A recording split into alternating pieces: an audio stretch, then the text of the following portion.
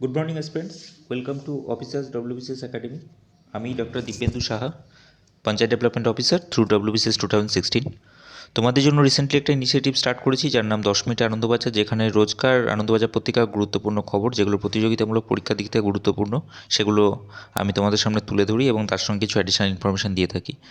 So first of all, আজকে যে ভিডিওটা, সেই ভিডিওটিতে গত 23 এবং 24 তারিখের যে গুরুত্বপূর্ণ খবরগুলো রয়েছে সেগুলো ডিসকাশন করব। সরি ফর বিং লেট, কারণ আজকে 25 তারিখ এবং গত দুদিনে যেহেতু তোমরা ক্লার্কশিপ মেন্সের পরীক্ষা তোমরা অলরেডি প্রিপারেশান স্টার্ট করেছো এবং পড়াশোনা কোর্স চালিয়ে যাচ্ছ, এবং আমি যেটা বলেছিলাম যে ক্লার্কশিপ মেন্সের জন্য ইম্পর্টেন্ট যে আর্টিকেলসগুলো রয়েছে বোধ বাংলা এবং ইংরেজি পরীক্ষার মানে কোশ্চেনের জন্য, তার রেফারেন্স হিসেবে তোমাদের একটি পিডিএফ আমি প্রোভাইড করব আমার টেলিগ্রাম চ্যানেলে। সো ওটার কম্পাইলেশনে ব্যস্ত ছিলাম, যার জন্য দুদিন এই ভিডিওটা আপলোড করা যায়নি, সরি ফর দ্যাট। সেটার জন্য এই ভিডিওটি, যেটি আজকে আমি আপলোড করব, সেখানে 23 এবং 24 তারিখের খবরগুলো থাকবে এবং খুব তাড়াতাড়ি আমি আজকের ভিডিওটি মানে 25 তারিখের পেপারের ভিডিওটিও আপলোড করব। সো এর আগে আমি আগের ভিডিওটিতে একটি কোশ্চেন তোমাদেরকে দিয়েছিলাম করার জন্য। তোমরা 3জন অ্যান্সার দিয়েছো। তার মধ্যে আমি বলেছিলাম যে প্রথমজন যে সঠিক অ্যান্সার দেবে তার নামটি আমি অ্যানাউন্স করব। সো একদম প্রথমে যে ঠিকঠাক অ্যান্সার, একদম ঠিক অ্যান্সার দিয়েছে সে হচ্ছে শেখ শাহজাহান। তার অ্যান্সার দিয়েছে 45। ভেরি গুড, 45ই অ্যান্সার হবে। এক্ষেত্রে আমি একটু আলোচনা করতে চাইবো। কোশ্চেনটা ছিল যে বিজনেস কনফারেন্সে 10জন লোক আছে, তারা পরস্পরের সঙ্গে যদি হ্যান্ডশেক করেন তাহলে টোটাল হ্যান্ডশেকের সংখ্যা কত হবে। তো এটা একটি পারমুটেশন কম্বিনেশন চ্যাপ্টারের ম্যাথ। সো যদি ইন জেনারেল তোমরা যারা পারমুটেশন কম্বিনেশন চ্যাপ্টার সম্বন্ধে যাদের আইডিয়া নেই, তারা যদি ইন জেনারেল কোশ্চেনটাকে করো, তাহলে তাদের জন্য তারা ঠিক কীভাবে সলভ করবে যে ধরে নাও যেটা বলা আছে কোশ্চেনে, যে মিটিংয়ে 10জন ছিল এবং সবাই পরস্পরের সঙ্গে করমর্দন করলো, তাহলে 10 নম্বর যে ব্যক্তি সে বাকি 9 জনের সঙ্গে করমর্দন করবে এবং 9 নম্বর যে ব্যক্তি আছেন তিনি বাকি 8 জনের সঙ্গে করমর্দন করবেন। এইভাবে নাম্বারটা কমতে কমতে আসবে, অর্থাৎ 10 ইন্টু 9 ইন্টু 8, এভাবে নাম্বারটা আপ টু ইন্টু 1 অবধি যাবে। সো তোমরা জানো যে পরপর 10টি ক্রমিক সংখ্যার যদি গুণ করতে হয় তাহলে একটা ফর্মুলা রয়েছে, যেটা আমরা জানি। এই formula n into n minus 1 by 2। এখানে n এর ভ্যালু হবে 10, তাহলে যেটা দাঁড়াবে আলটিমেটলি সেটা হবে 10 ইন্টু 10 মাইনাস 1 মানে হচ্ছে 9 বাই 2, তাহলে ইকুয়াল টু অ্যান্সার হবে তাহলে 45। এটা গেল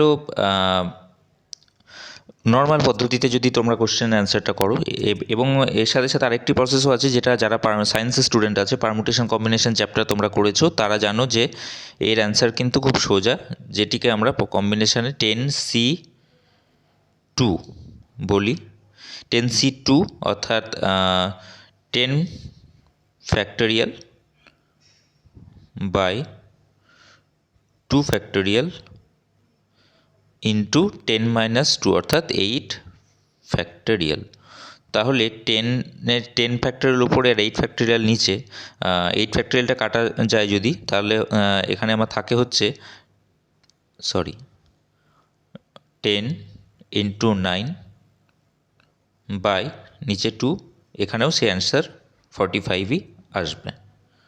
সো আজকের যে কোশ্চেনটা সেটা তোমাদের জন্য থাকবে, সেটা হচ্ছে যে তোমরা সবাই জানো যে আর্টিকেলস আমাদের কনস্টিটিউশনে 5 to 11 যে আর্টিকেলস রয়েছে তার মাধ্যমে সিটিজেনশিপ আমাদেরকে প্রোভাইড করা হয় এবং সিটিজেনশিপ সম্বন্ধে প্রভিশন দেওয়া আছে, এবং সিটিজেনশিপ রুলস এবং রেগুলেশনস কে ঠিক করবে তার কার্যভার মানে দায়িত্বভার কিন্তু পার্লামেন্টের উপর দেওয়া আছে। তোমাদেরকে যেটা আমার কোশ্চেন সেটা হচ্ছে যে এই যে সিটিজেনশিপ অ্যাক্ট যেটা 1955-এ প্রণয়ন করা হয়েছিল, সেই সিটিজেনশিপ অ্যাক্টটি আজ অবধি কতবার অ্যামেন্ডেড হয়েছে, অর্থাৎ সংশোধিত হয়েছে।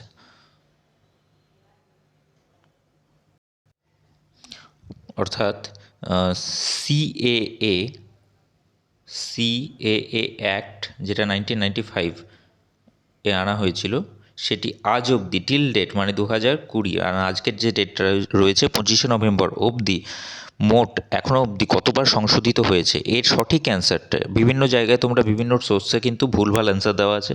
সুতরাং আমি দেখতে চাই তোমরা কে কত তাড়াতাড়ি সঠিক অ্যান্সারটা আমায় দিতে পারো। সো নেক্সট আর্টিকেলের মাধ্যমে আমি আজকের মূল আলোচনায় ঢুকে পড়ব। প্রথমে যে আর্টিকেলটি রয়েছে, বিরসা প্রসঙ্গে শাহকে খোঁচা, এখানে এই আর্টিকেলটি মেন আর্টিকেলটি পড়ার দরকার নেই। যেখানে আমাদের বক্সে দেওয়া আছে, দেখো কয়েকটি খুব নেসেসারি ইনফরমেশান দেওয়া আছে, সেগুলো তোমরা পড়ে রাখো। মুখ্যমন্ত্রী যিনি মমতা ব্যানার্জি ঘোষণা করেছেন 1 ডিসেম্বর থেকে 30শে জানুয়ারি পর্যন্ত দুয়ারে প্রশাসন কর্মসূচি, এই পড়ে থাকা পরিষেবা দেওয়ার কাজ মেটানোর চেষ্টা হবে ওই সময়ের মধ্যে। অ্যাকচুয়ালি দুয়ারে প্রশাসন কর্মসূচিটা ঠিক ব্লক স্তরে হয়, এবং সেখানে ব্লক স্তরে যে প্রধান আধিকারিকরা সংশ্লিষ্ট দপ্তরের আধিকারিকরা থাকেন, অর্থাৎ বিডিও সাহেব যারা থাকেন, এবং তাদের সাথে অন্যান্য সংশ্লিষ্ট দপ্তর যেগুলো থাকে তাদের প্রধান আধিকারিকরা থাকেন, এবং তারা নিজেরাই গিয়ে জনগণের যে বিভিন্ন গ্রিভ্যান্স আছে সেগুলো রিড্রেস করার চেষ্টা করেন। এরপরে রয়েছে কর্মই ধর্ম প্রকল্পে ঘুরে ঘুরে জিনিস বিক্রি করা 2 লক্ষ ছেলে মেয়েকে কোঅপারেটিভ ব্যাংক থেকে মোটর বাইক দেওয়া হবে। খরিফ মরশুমে কৃষক বন্ধু প্রকল্পের 5,000 টাকা মের বদলে জানুয়ারিতেই দেওয়া হবে। বিনামূল্যে রেশন দেওয়া হবে জুনের পরেও। প্রাণীমিত্রাদের ইনসেন্টিভের বদলে মাসিক স্যালারি দেওয়ার ব্যবস্থা করতে নির্দেশ, এবং বাউরি কালচারাল বোর্ড গড়তে বরাদ্দ 5 কোটি টাকা। এরপরের আর্টিকেলটি খুব ইম্পর্ট্যান্ট, খুব ভালো একটি অ্যানালিটিক্যাল ডিসকাশন রয়েছে, তোমরা অবশ্যই পড়ো এটা। কেন বলছি, এখানে কিন্তু যেটা বিষয়বস্তু আলোচনা সেটা হচ্ছে অর্থনীতির সঙ্গে আমাদের নির্বাচনের সম্পর্কটা ঠিক কীরকম। মানে হচ্ছে আমাদের যখন নির্বাচনের সময় আসে তখন কিন্তু অর্থনীতির যে আমাদের অবস্থা সেটাকে হাতিয়ার করে কিন্তু বিভিন্ন রাজনৈতিক নেতৃত্বরা কিন্তু তাদের প্রচার চালিয়ে থাকে যে যদি শাসক পক্ষের অবস্থা খারাপ হয় সেক্ষেত্রে বিরোধীরা বলে থাকেন যে অর্থনৈতিক দিক থেকে শাসক দল ক্ষমতায় আসার পর থেকে অর্থনৈতিক দিক থেকে আমাদের দেশ বিপর্যস্ত হয়ে পড়ছে, এবং এভাবেই অর্থনীতিকে কিন্তু হাতিয়ার করা হয়। কিন্তু যেটা দেখা গেছে যে আমাদের তো ভোট বিভিন্ন স্তরে হয়, ধরো জাতীয় স্তরে যেটা লোকসভা ভোট হয়, রাজ্য স্তরে বিধানসভা ভোট হয়, এবং আঞ্চলিক স্তরে যেটা আমাদের পঞ্চায়েত এবং মিউনিসিপ্যালিটি ভোট হয়। তো সেক্ষেত্রে যে বিভিন্ন ক্ষেত্রগুলি রয়েছে সেখানে কিন্তু দেখা যাচ্ছে অর্থনীতির প্রভাবটা কিন্তু এক এক ক্ষেত্রতে এক এক রকম। অর্থাৎ যেটা লেখক বলছেন এখানে, যে এই অর্থনীতির প্রভাবটা সবচেয়ে বেশি ভালো দেখা যায় হচ্ছে পঞ্চায়েত এবং মিউনিসিপ্যালিটি যে ইলেকশনগুলো হয় সেখানে, এবং যত ওপরে ওঠা যায় অর্থাৎ আর আঞ্চলিক স্তর থেকে জাতীয় স্তরের দিকে যাওয়া যায় ততই কিন্তু অর্থনীতির প্রভাবটা কমতে থাকে।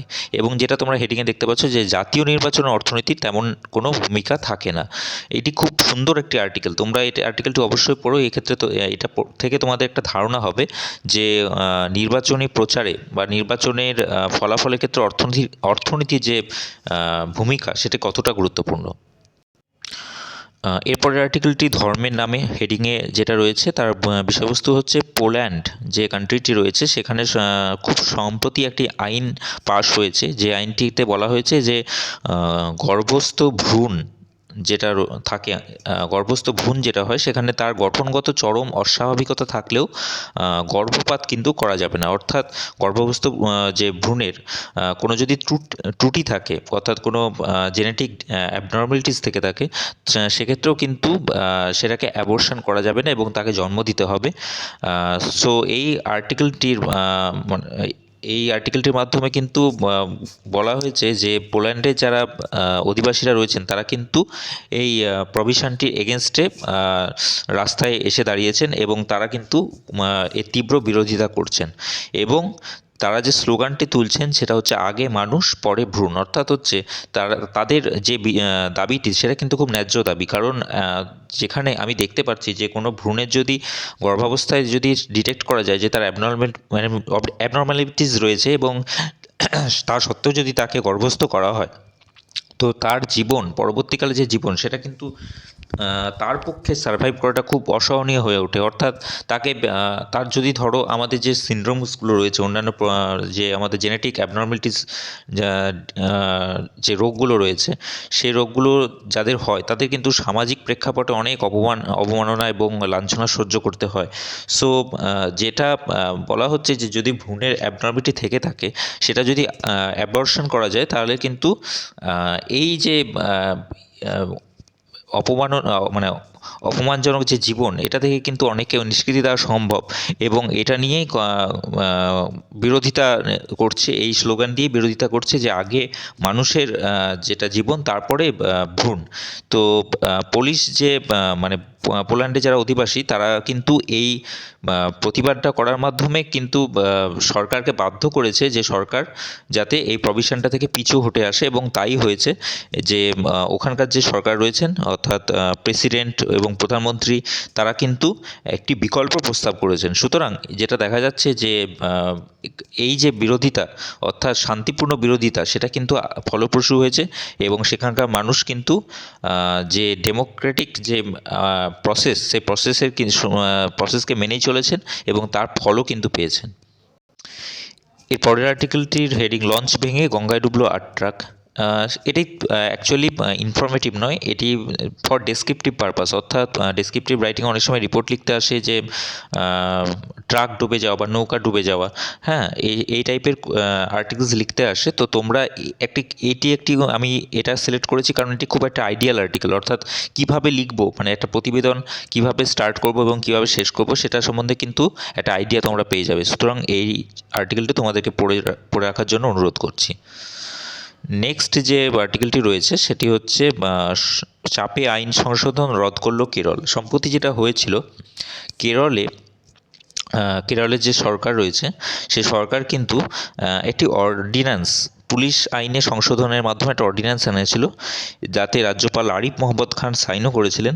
এবং তাতে বলা হয়েছে যে সংশোধনীতে সোশ্যাল সাইটে পোস্ট করা সহ যে কোনোভাবে মিথ্যা গুজব ও মানহানিকর বার্তা ছড়ানোর বিরুদ্ধে কঠোর শাস্তির বিধান রাখা হয়, এবং এই অপরাধের জন্য 3 বছর জেল এবং 10,000 টাকা জরিমানার প্রস্তাব করা হয়েছিল।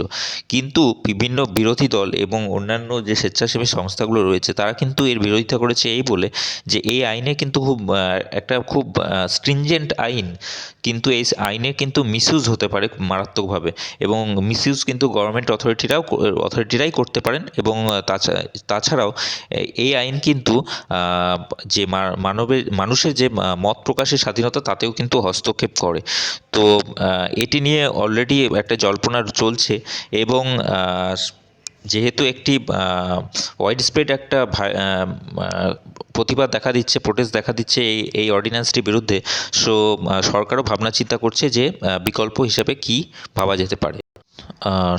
পরের আর্টিকেলটি অসমের প্রাক্তন মুখ্যমন্ত্রী প্রয়াত হয়েছেন সেটা নিয়ে। অসমের 3 বারের মুখ্যমন্ত্রী তরুণ গগৈ, তিনি রিসেন্টলি মারা যাওয়ার সময় বয়স হয়েছিল 86 বছর, এবং তিনি প্রায় 2.5 মাস মতো করোনা অন্য বার্ধক্যজনিত রোগে ভুগছিলেন। সো এটি তোমরা পড়ে রাখতে পারো, শর্ট এমসিকিউ হিসেবে এটা আসতে পারে। নেক্সট যে কোশ্চেনটা, আর্টিকেলটি, সেটা হচ্ছে গান্ধীজির প্রপৌত্র সতীশ প্রয়াত দক্ষিণ আফ্রিকায়। অর্থাৎ মোহনদাস করমচাঁদ গান্ধী বা গান্ধীজি, যেটা আমরা যাকে জাতির জনক হিসেবে চিনি, তার প্রপৌত্র সতীশ দুপেলিয়া, তিনি মারা যান। জাস্ট এটা একটু নোট করে রাখো, কারণ অনেক সময় কোশ্চেন আসতে পারে একটা নাম দিয়ে দিল এবং সে নাম থেকে তিনি অ্যাকচুয়ালি কে ছিলেন, মানে এই বিখ্যাত ব্যক্তিটি কে। সো তোমরা জাস্ট এটা নোট করে রাখতে। এর পরের আর্টিকেলটির যেটা চার্জিং স্টেশনে জোর কেন্দ্রের, অ্যাকচুয়ালি অশোধিত তেল বা অপরিশোধিত তেলের আমদানি, যেটা আমরা অনেক বেশি পরিমাণে আমদানি হয় আমাদের দেশে, সেটাকে কমানো এবং কম দূষণযুক্ত জ্বালানির ব্যবহার বৃদ্ধির দিকে অনেক দিন ধরেই গুরুত্ব কেন্দ্র দিচ্ছে। এবং তার সঙ্গে সঙ্গতি রেখে যেটা বলা হয়েছে যে দেশের রাস্তায় বৈদ্যুতিক গাড়ির ব্যবহার যাতে বাড়ানো যায়, সেই জন্য কেন্দ্রীয় সড়ক পরিবহন মন্ত্রী নীতিন গডকরি জানালেন দেশের 69,000 পেট্রোল পাম্পের প্রত্যেকটিতে অন্তত একটি করে ব্যাটারি চার্জিং স্টেশন যাতে বসানো যায়, যাতে বৈদ্যুতিক গাড়ি চালানোর পরিকাঠামো আরও শক্তিশালী করা যায়। এর পরের আর্টিকেলটি রয়েছে ঝিমিয়ে পড়া স্কুল লকডাউনে আরও বেহাল। তোমরা সবাই জানো যে বর্তমানে একটা পরিস্থিতি চলছে চারিদিকে, কোভিড মহামারী পরিস্থিতি, সেখানে কিন্তু লকডাউন থাকার কারণে কিন্তু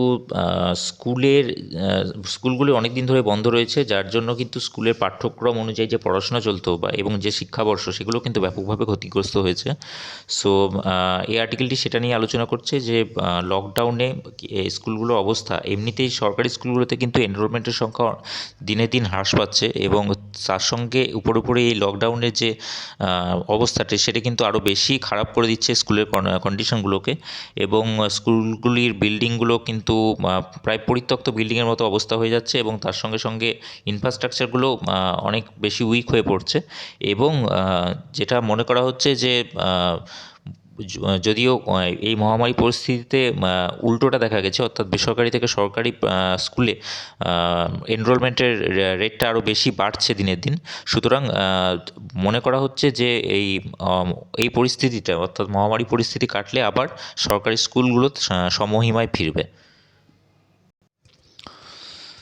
এর পরের আর্টিকেলটি রিসেন্টলি আয়ুষ অর্থাৎ আয়ুর্বেদ যে স্ট্রিমটি রয়েছে, পড়াশুনো করেন যারা বিএ এমএস নিয়ে পড়াশুনো করেন, তারা যে পোস্ট গ্র্যাজুয়েট পরীক্ষা দেবেন, সে পোস্ট গ্র্যাজুয়েট পরীক্ষায় যদি তাদের শল্য চিকিৎসা তারা কমপ্লিট করেন, সেই শল্য চিকিৎসা পাঠ্যক্রম কমপ্লিট করলে যে বিলটি আনা হয়েছে সেই বিলে বলা হয়েছে তারা প্রায় মোটামুটি ৩৯ ধরনের সার্জারি তারা করতে পারবেন। এর মধ্যে হাড়ের সার্জারি এবং নাক, কান, গলা ও দাঁতের প্রায় ১৯ ধরনের শল্য চিকিৎসাও রয়েছে।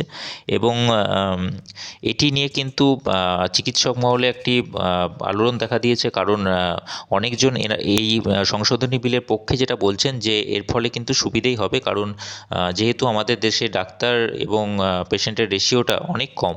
সো এই প্রভিশনটা যদি ভালোভাবে ইমপ্লিমেন্ট করা যায় তাহলে কিন্তু ডাক্তারের অভাব আমাদের দেশে অনেকটাই কমতে পারে। যদিও ইন্ডিয়ান মেডিকেল অ্যাসোসিয়েশন এটা নিয়ে তীব্র প্রতিবাদ জানিয়েছে এবং তারা যেটা বলতে চাইছে যে এই প্রভিশনটি যদি সত্যি স্টার্ট হয় তাহলে কিন্তু ডাক্তারদের গুণমান নিয়ে একটা সন্দেহ চিহ্ন বা প্রশ্নচিহ্ন উঠবে।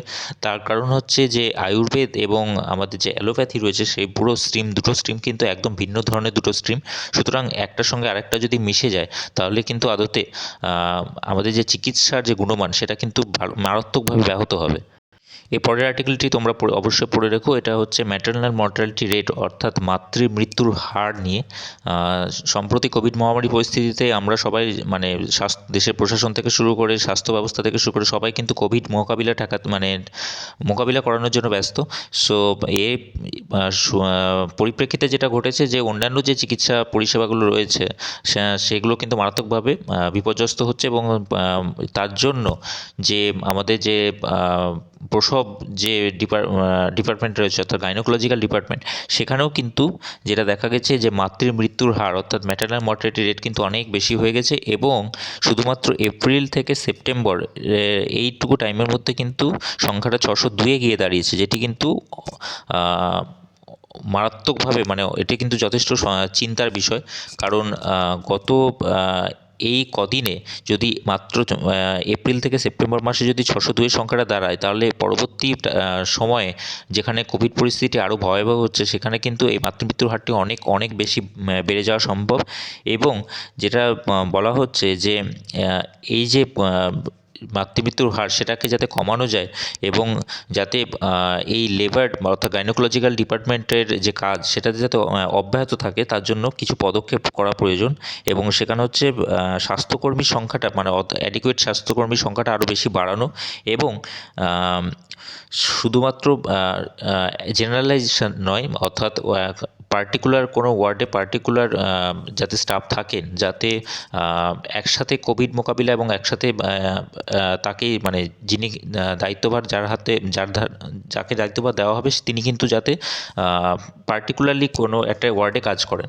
অর্থাৎ আশাকর্মীদের যেরকমভাবে আমরা যে কাজটা তারা করে থাকেন এবং প্রসূতি ও শিশু স্বাস্থ্য সংক্রান্ত কাজের যারা দায়িত্বপ্রাপ্ত থাকেন, ঠিক সেইভাবেই কিন্তু আমাদের অতিমারির দায়িত্বটা চেপে গেছে আমাদের উপর। কিন্তু যেটা করতে হবে যে যদি আমরা একসাথে স্বাস্থ্যক্ষেত্রে ব্যয় বরাদ্দটাকে বৃদ্ধি করতে পারি, অর্থাৎ জিডিপি যে আমাদের রয়েছে দেশে তার কিন্তু খুব কম সংখ্যক কিন্তু হেলথ ইনফ্রাস্ট্রাকচারে ইউজ হয়। সো হেলথ ইনফ্রাস্ট্রাকচার যদি আরও বেশি জিডিপি আমরা বরাদ্দ করতে পারি, তাহলে কিন্তু এই যে মাতৃমৃত্যুর হার, সেই মর্টালিটি রেটটাকে অনেক কমানো সম্ভব, এবং যেটা আশঙ্কা করা হচ্ছে সেই সংখ্যাটিকে আরও হ্রাস করা সম্ভব।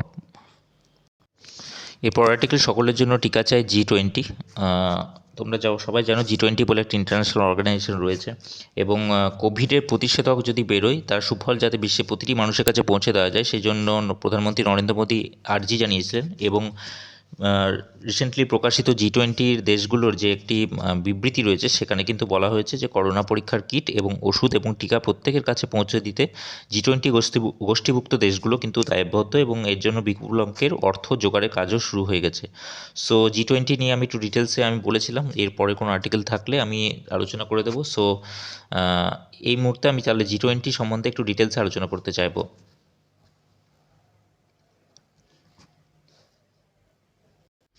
G20 কি? G20 একটি গ্রুপিং যেখানে হচ্ছে পৃথিবীর 20টি লিডিং যে ইন্ডাস্ট্রিয়ালাইজড এবং ইমার্জিং ইকোনমিজ বা কান্ট্রিজ রয়েছে তাদের একটি ইন্টারন্যাশনাল ফোরাম। সেই 20টি কান্ট্রি কি আমরা একটু দেখে নেব। Australia, Brazil, Canada, China, France, Germany, India, Indonesia, Italy, Japan, Republic of Korea, Mexico, Russia, Saudi Arabia, south Africa, turkey, United kingdom, United states এবং ইউরোপিয়ান ইউনিয়ন।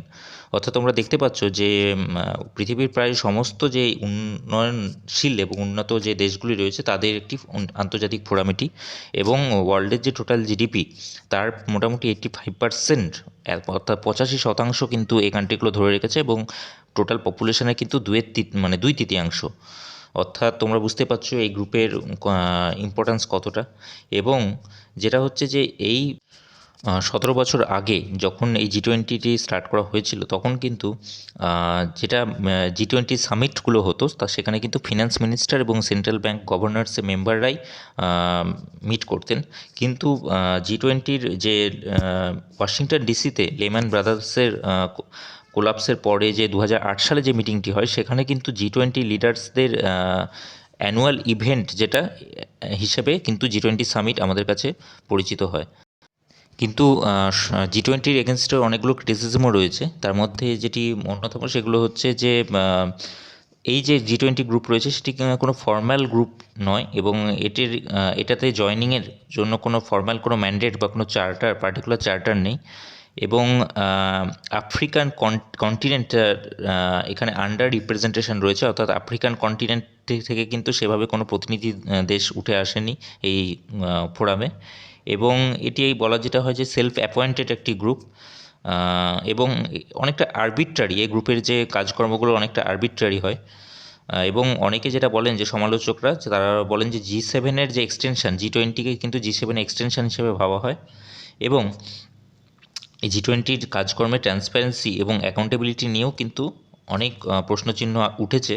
এবং যেটা বলা হচ্ছে, আগেও বললাম যে কোনো ফর্ম্যাল চার্টার এই ফোরামের কোনো ফর্ম্যাল চার্টার কিন্তু অ্যাজ সাচ পাওয়া যায়নি। এবং রিসেন্ট যে বৈঠকটি হলো সৌদি আরবের রিয়াদ, যেখানে ভার্চুয়াল মাধ্যমে বৈঠকটি হয়েছে, এবং সভাপতিত্ব করেছিলেন সৌদি আরবের রাজা সলমান বিন আব্দুল আজিজ। এবং এখানে সিদ্ধান্ত হয়েছে 2021 সালে বৈঠক হবে ইটালিতে, 2022 সালে হবে ইন্দোনেশিয়াতে, এবং 2023 সালে হবে ভারতে। এবং আগামী দিনে যাতে বিশ্বের বিভিন্ন উন্নয়নশীল দেশে মানুষের কাছে করোনা টিকা নির্বিঘ্নে পৌঁছয় সে বিষয়ে একটা ঐক্যমতে পৌঁছানো গেছে। এবং করোনা পরবর্তী দুনিয়া একটি বিশ্বব্যাপী সূচকের চালুর প্রস্তাব দিয়েছেন মোদি, এবং তাতে বহুমুখী দক্ষতা, সমাজের সব শ্রেণীর কাছে প্রযুক্তি পৌঁছানোর বিষয়টি নিশ্চিত করা, শাসন ব্যবস্থায় স্বচ্ছতা এবং বিশ্বস্ততার, এবং সর্বোপরি পরিবেশ ভারসাম্য রক্ষার উপর জোর দেওয়া হবে। এবং প্যারিস জলবায়ু চুক্তি অনুযায়ী 2022 সালের মধ্যে 175 গিগাওয়াট পুনর্নবীকরণযোগ্য শক্তি উৎপাদন করার কথা ভারতের। ভারত তা যে শুধু পূরণ করবে তা নয়, তাকে ছাপিয়ে যাবে বলে G20 বৈঠকে প্রধানমন্ত্রী নরেন্দ্র মোদী জানিয়েছেন, এবং তিনি জানিয়েছেন ভারত 2030 সালের মধ্যে 450 গিগাওয়াট। এটা কিন্তু খুব ইম্পর্ট্যান্ট একটা সেন্টেন্স, তোমরা কিন্তু এটা নোট করে রাখো। প্রত্যেকবার কিন্তু বিভিন্ন আর্টিকেলে পাওয়া যাচ্ছে যে ভারত 2030 সালের মধ্যে কিন্তু 450 গিগাওয়াট পুনর্নবীকরণযোগ্য শক্তি উৎপাদনের লক্ষ্য নিয়েছে। ভারতের নেতৃত্বাধীন আন্তর্জাতিক সৌরশক্তি জোট, যেটা ইন্টারন্যাশনাল সোলার অ্যালায়েন্স, এবং দুর্যোগ প্রতিরোধক অবকাঠামো জোট যেটা রয়েছে CDRI, এর প্রসঙ্গও উত্থাপন করেন প্রধানমন্ত্রী। 2015 সালে ফ্রান্সের সহায়তায় গড়ে ওঠা ISA অর্থাৎ ইন্টারন্যাশনাল সোলার অ্যালায়েন্সে এখনও পর্যন্ত 88টি দেশ শরিক হয়েছে এবং কার্বন হ্রাসের ক্ষেত্রে অবদান রাখবে এই জোট। আর CDRI যেটা রয়েছে সেখানে কিন্তু সদস্য দেশ হিসেবে রয়েছে 18টি দেশ এবং 4টি আন্তর্জাতিক সংস্থা। কেন্দ্র সরকার LED লাইটকে জনপ্রিয় করার যে উদ্যোগ নিয়েছে উজালা এবং SNLP প্রোগ্রামের মাধ্যমে, তাতে প্রতি বছর 3,80,00,000 টন কার্বন ডাইঅক্সাইড নির্গমন কম হবে।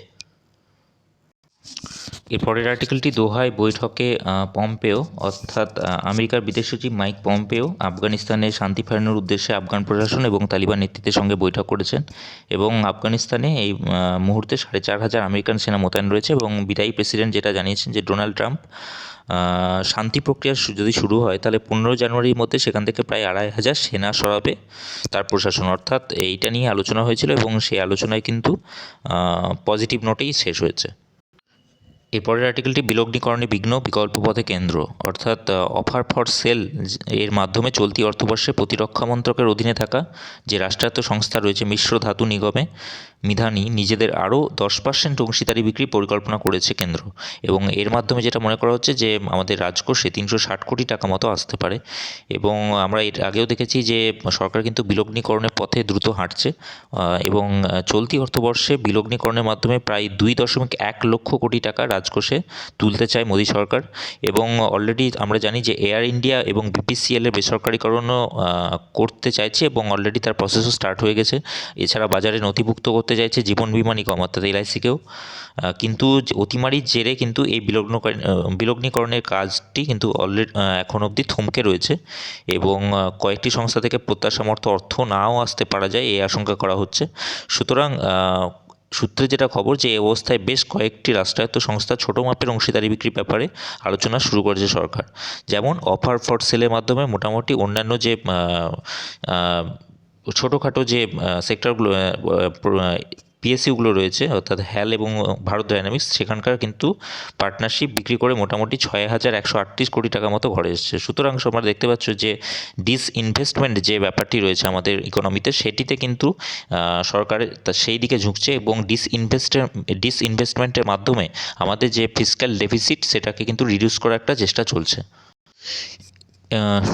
এর পরের আর্টিকেল নতুন বোর্ড যেটা গঠন হয়েছে, একটু আগে আমি প্রথমেই ভিডিও স্টার্টিংয়ে যে আর্টিকেলটি সম্বন্ধে আলোচনা করেছিলাম, মুখ্যমন্ত্রী মমতা বন্দ্যোপাধ্যায় কয়েকটি ঘোষণা করেছেন। সেখানে বলা হয়েছে যে বাউরি কালচারাল বোর্ড গড়ে প্রায় 5 কোটি টাকা বরাদ্দ করেছেন রাজ্য সরকার। এবং সোমবার যে মুখ্যমন্ত্রী মমতা বন্দ্যোপাধ্যায় জানিয়েছেন যে বাঁকুড়া থেকে মানে লোকজন তাকে জানিয়েছিলেন যে এখানে বাউরি সম্প্রদায়ের অনেক মানুষ থাকেন, তাই বাউরি কালচারাল বোর্ডের যে চেয়ারম্যান সেটা তিনি বাঁকুড়া থেকে করলেন, এবং তাছাড়াও এই বোর্ডকে 5 কোটি টাকা দেওয়া হয়েছে, এবং বোর্ডে থাকছেন হচ্ছে পুরুলিয়া, বীরভূম ও 2 বর্ধমানের প্রতিনিধিরা।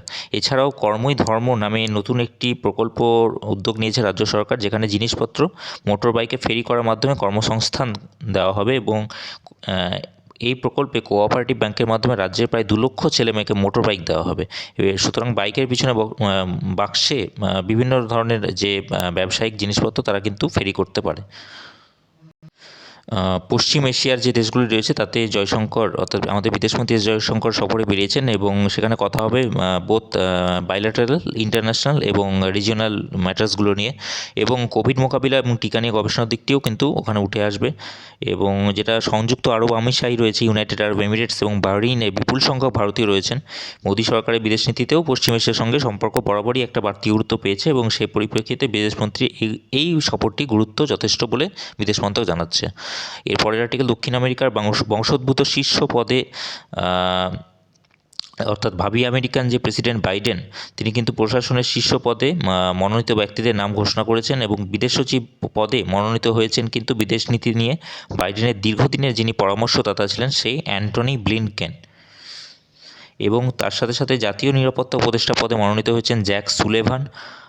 হোমল্যান্ড সিকিউরিটি দপ্তরের শীর্ষ পদে আলহান্দ্রো মায়োরকাসকে মনোনীত করেছেন বাইডেন এবং ওই দপ্তরের প্রাক্তন উপসচিব ছিলেন মায়োরকাসের জন্ম কিউবায়, অর্থাৎ এই প্রথম কোনো দক্ষিণ আমেরিকান বংশোদ্ভূত এই পদে মনোনীত হলেন।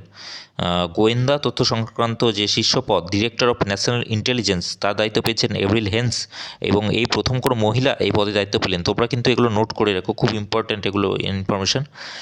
প্রাক্তন বিদেশ সচিব জন কেরি যিনি ছিলেন তাকে জলবায়ু সংক্রান্ত বিশেষ দূতের দায়িত্ব দিয়েছেন এবং অভিজ্ঞ কূটনীতিক লিন্ডা টমাস গ্রিনফিল্ড সামলাবেন রাষ্ট্রপুঞ্জে আমেরিকার স্থায়ী প্রতিনিধির দায়িত্ব। সো এগুলোই ছিল 24 এবং 23 তারিখের ইম্পর্ট্যান্ট খবরগুলোর মধ্যে যেগুলো তোমাদের আলোচনা করে দেওয়ার মতো। সো তোমরা হোপফুলি পড়াশোনা ভালোভাবে চালিয়ে যাচ্ছ এবং খুব তাড়াতাড়ি আমি ক্লার্কশিপ মেন্সের যে পিডিএফের কথা বলেছিলাম সেটা আমি খুব তাড়াতাড়ি আপলোড করার চেষ্টা করছি এবং তার সাথে তোমরা আজকে যে কোশ্চেনটা আমি করলাম ভিডিও শুরুতে সেই কোশ্চেনটা অর্থাৎ সিটিজেনশিপ অ্যামেন্ডমেন্ট অ্যাক্ট আজ অবধি কতবার অ্যামেন্ডেড হয়েছে সেই অ্যান্সারটা তোমরা যত তাড়াতাড়ি পারো আমার কমেন্ট বক্সে জানিও। So thank you, have a nice day.